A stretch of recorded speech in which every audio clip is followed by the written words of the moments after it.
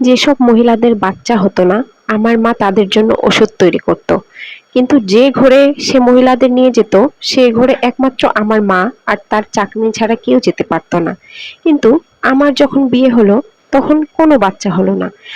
আমি বললাম, মা, আমার জন্য ওষুধ তৈরি করে দাও। মা খুব কঠিন ভাবে বারণ করে দিল। আর একদিন আমি তার চাকরানীকে বললাম আমায় সাহায্য করতে। সেদিন চাকরানী নিজের মুখ লুকিয়ে মায়ের ঘরে চলে গেল। মা তাকে জিজ্ঞাসা করলো যে, তুমি মুখ চাপা দিয়েছো কেন? সে বলতে লাগলো যে, আমার মুখ খারাপ হয়ে গেছে। তারপরের দিন সেই চাকরের জায়গায় আমি মায়ের সঙ্গে সেই ঘরে গেলাম। আর এরপর যে ঘটনাটা আমি দেখলাম, সেটা দেখে প্রায় আমার প্রাণ বেরিয়ে যাওয়ার মতো অবস্থা হলো। আমার মায়ের নাম সনম। সে তার সময়ে সব থেকে বেশি পড়ালেখা করা মহিলা ছিল। আর গ্রামের মধ্যে প্রথম এমন মেয়ে যে কিনা ডাক্তার হয়েছিল। কিন্তু তার পড়াশোনা পুরো হয়নি, কারণ তার বাবা এই দুনিয়া থেকে চলে গিয়েছিল।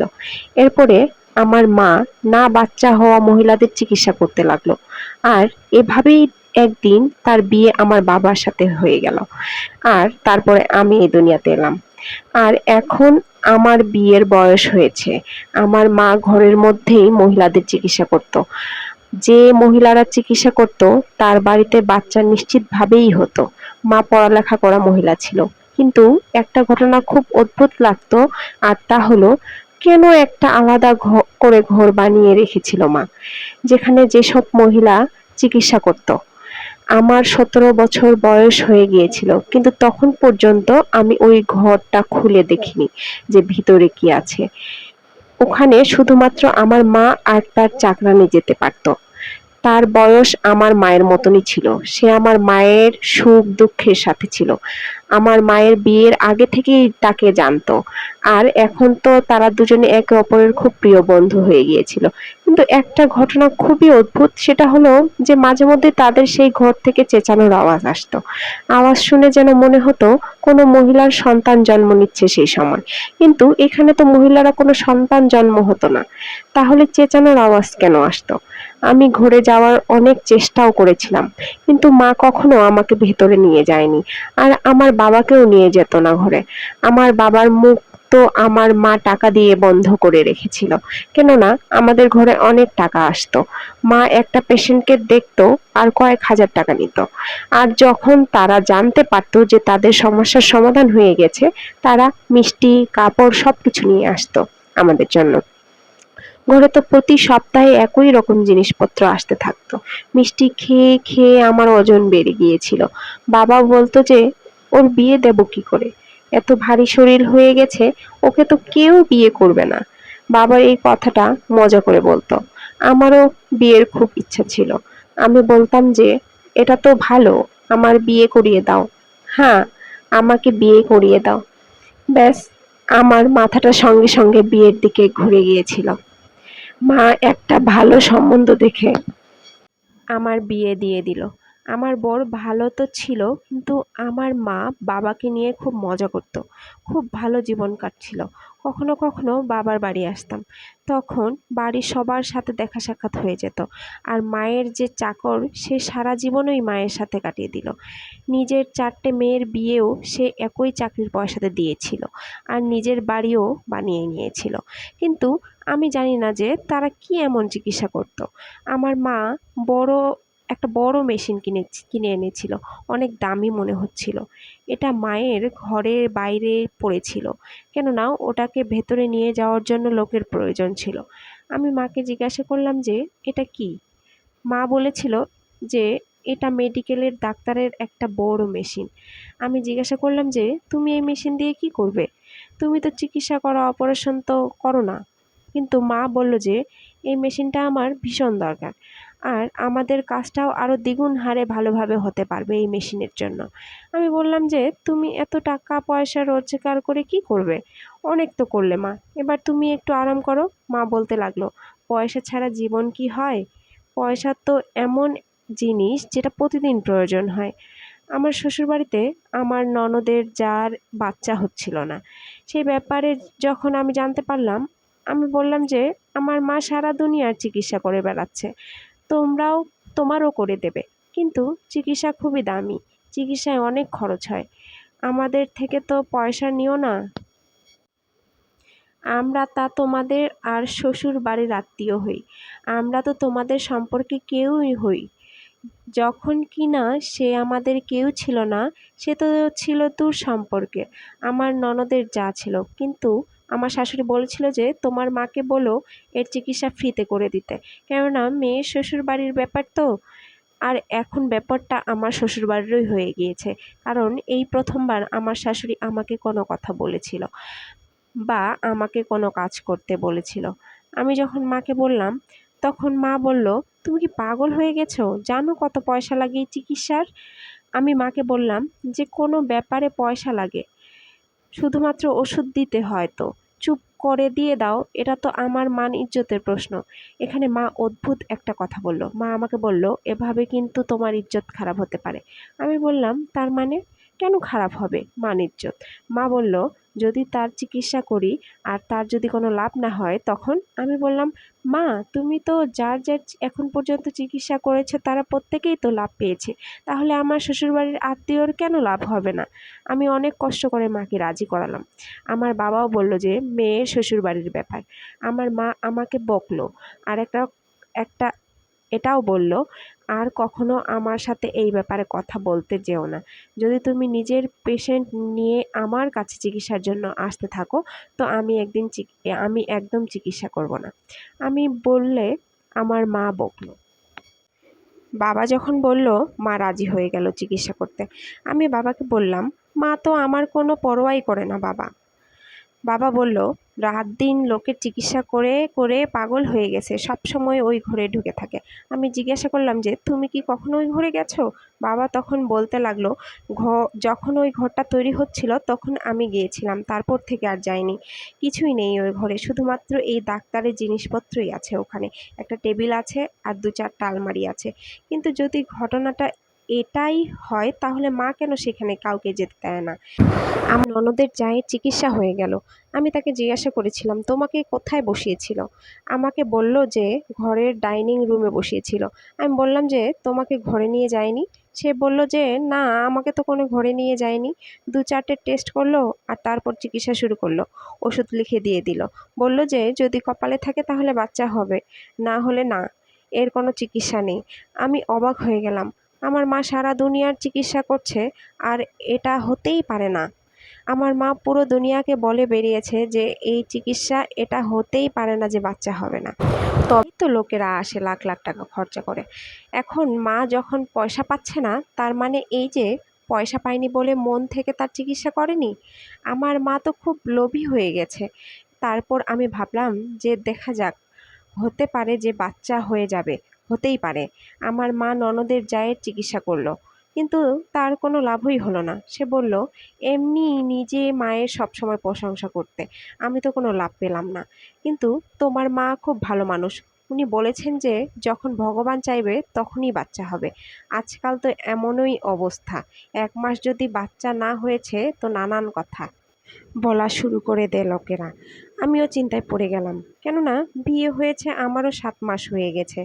আর আমার সেই শ্বশুরবাড়ির আত্মীয় আমাকে বলল যে তোমার মা তো তোমার চিকিৎসা করতে পারে বা তুমি তার থেকে পরামর্শ নিতে পারো।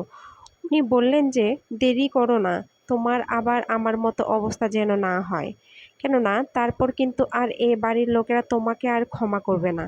আমি তো এই বাড়ির সদস্য। তারপরেও আমার পেছনে কত কথা তারা বলতো, আর তুমি তো পরের বাড়ির মেয়ে। তাহলে তোমাকে নিয়ে না জানি তোমার শাশুড়ি কি কি বলবে, কি কি করবে। আমি এরপর খুব বেশি চিন্তায় পড়ে গেলাম, কেননা এখনো তো এত দেরি হয়নি এমন কিছু। এখন থেকে আমার শাশুড়ি বেশ কিছু কথা বলতে লাগলো। সে বলতে লাগলো, এতক্ষণে তো এই বাড়ির খুশির খবর চলে আসার কথা, ভগবানই ভালো জানে। ননদের যা তো 4 বছর ধরে চিকিৎসা করালো কিন্তু কিছুই হলো না।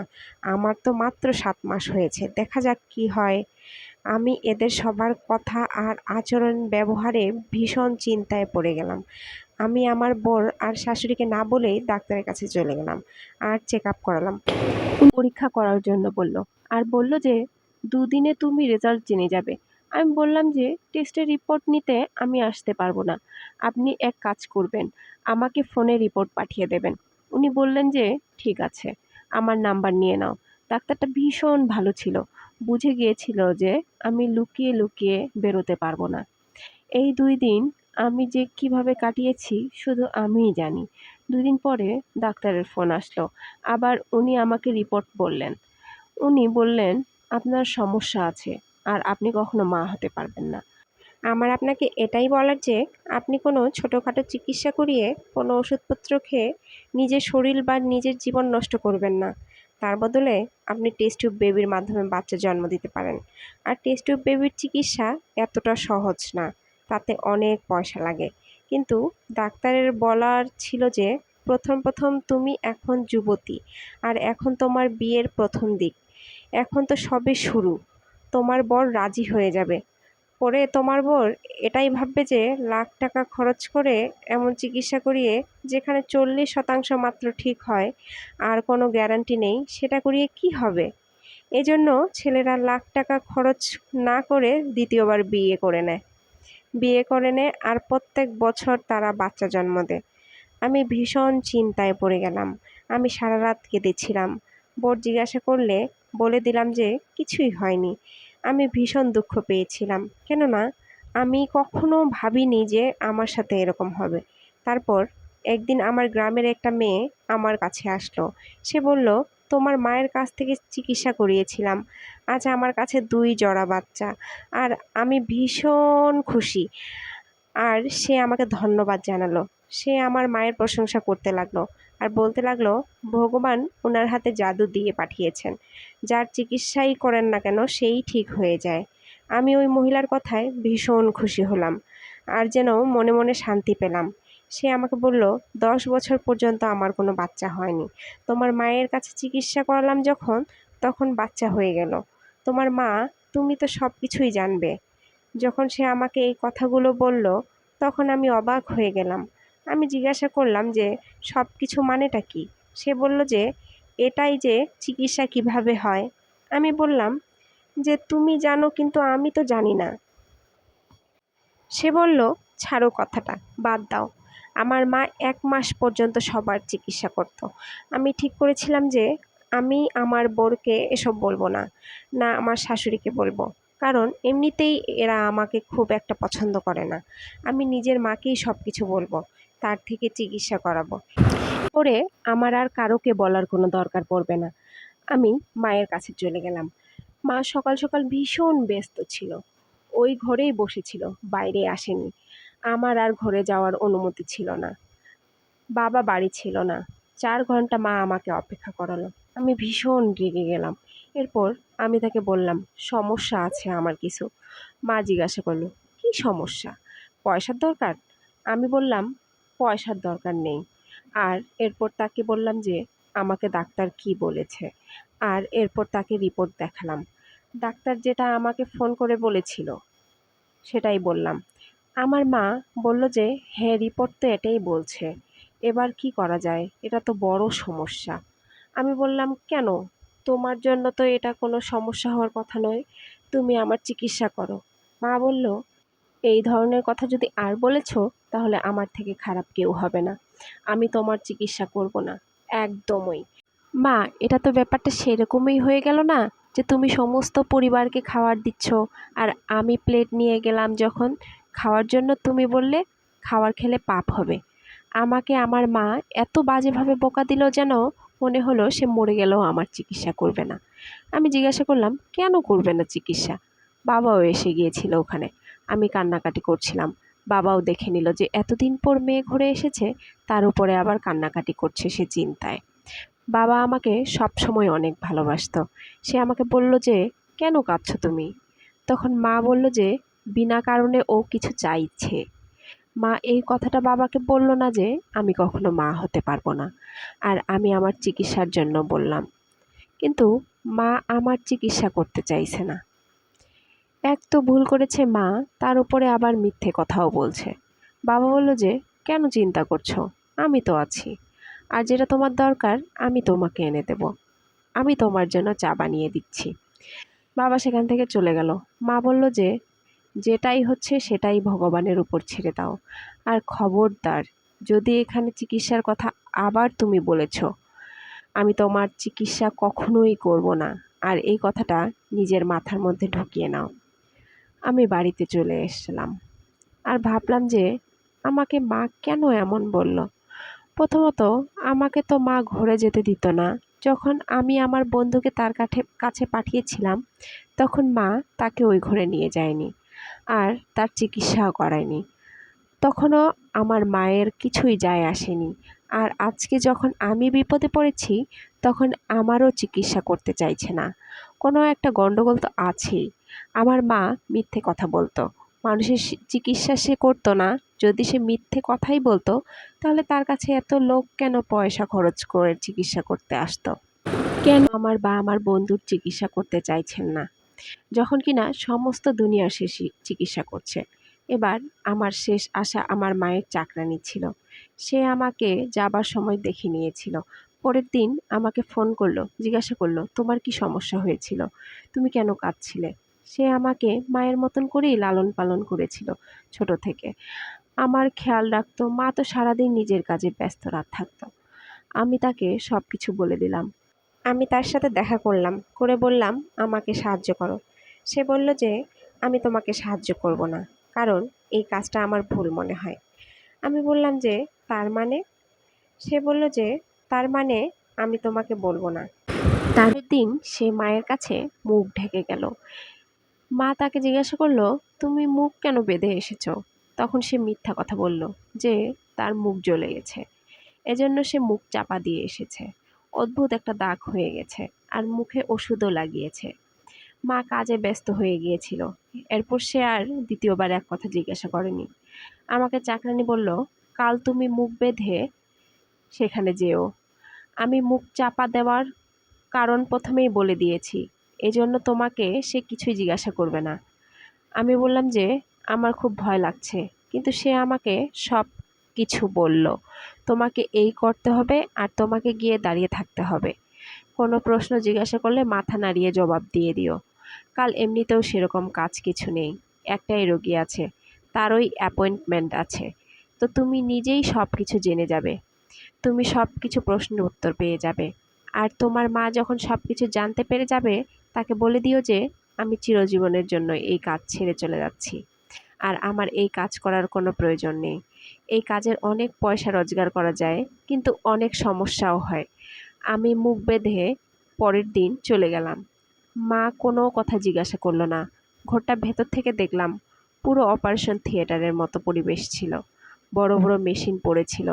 যখন কিনা বাবা বলেছিল যে এটা বিছানা আর একটা আলমারি আছে ওখানে, একটা মহিলা আসলো। সে বলল যে তার আমার সাথে কথা আছে।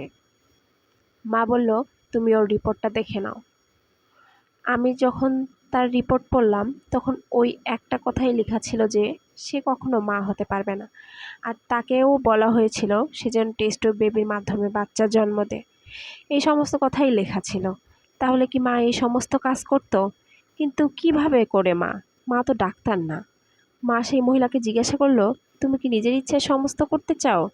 সে বলল, আমি আর আমার ঘরের কারোই টিটকারি শুনতে পারবো না, কারো অপমান শুনতে পারবো না। আমি জানি যে এই বাচ্চাটা আমার বোনের নয়, অন্য কোনো লোকের। কারণ আমি যখন মা হয়ে যাব, যখন বাচ্চা হয়ে যাবে, সবাই এটাই ভাববে যে এটা আমার বোনেরই বাচ্চা। আমি যে বাজা, এটা কথা শুনে শুনে আমি পাগল হয়ে গেছি। আমি নিজের মুখে হাত চাপা দিলাম ভয়ে। এর মানে মা টেস্ট টিউব বেবির কাজ করে? তার মানে এই চিকিৎসা চলতো এতদিন ধরে? ওই বাচ্চাগুলো তাদের বোনের নয়, অন্য কোনো লোকের? এজন্যই মা এত বড় বড় দামি দামি মেশিন আনিয়েছিল।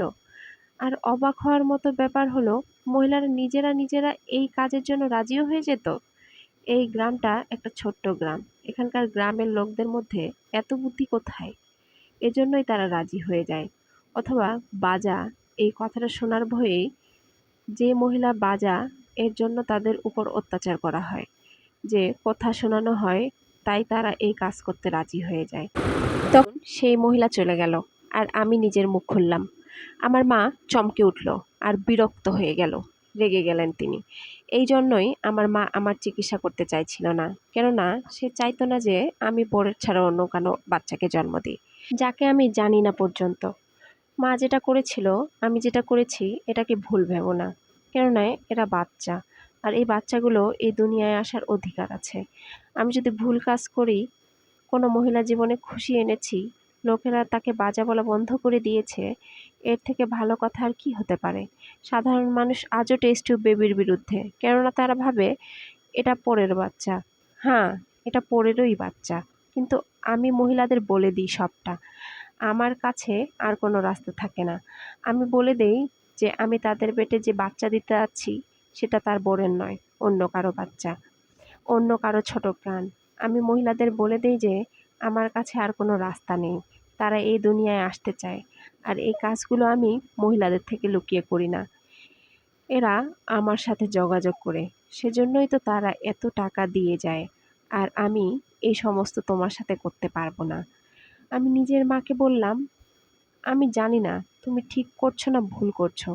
কিন্তু তোমার চাকরানী আমাকে দিয়ে তোমার কাছে এই কথাটা বলে পাঠিয়েছে যে তোমার সাথে আর এই কাজ করবে না সে।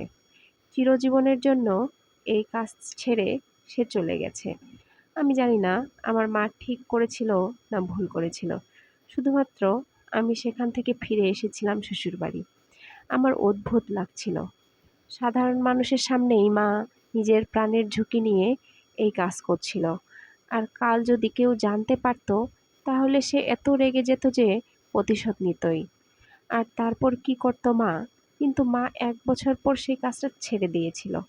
মনে হয় তার চাকরানি চলে যাওয়ার পর সে একা একা এই কাজ করতে পারছিল না। সেজন্যই সেই ব্যাপারটাকে ছেড়ে দিয়েছিল। যে কাজ সে ছেড়ে দিয়েছিল, আমি এই কথাটা কাউকে বলিনি, এমনকি বাবাকেও না। আমি আমার বরকে বলে দিয়েছিলাম যে আমি কখনো মা হতে পারবো না। সেটা শুনে সে চুপ করে গিয়েছিল। সে বলল, ঠিক আছে, যা হবে দেখা যাবে। এরপর ৪ বছর হয়ে গিয়েছিল। আমার এখানে এখনো বাচ্চা হয়নি। কিন্তু আমি ভগবানের কাছে, ঈশ্বরের কাছে প্রার্থনা করি। কারণ ঈশ্বরের কাছে প্রার্থনা করলে তা কখনো ফেরত আসে না। ঈশ্বর কাউকে ফিরিয়ে দেয় না। একদিন না একদিন তো তিনি আমার কথা নিশ্চয়ই শুনবেন। উনার আশীর্বাদে আমি একদিন ঠিকই মা হব। বন্ধুরা, আমাদের এই ছোট্ট গল্পটি যদি আপনাদের ভালো লেগে থাকে, লাইক, কমেন্ট, শেয়ার এবং সাবস্ক্রাইব করে আমাদের পাশে থাকবেন। সবাইকে ধন্যবাদ। ভালো থাকবেন।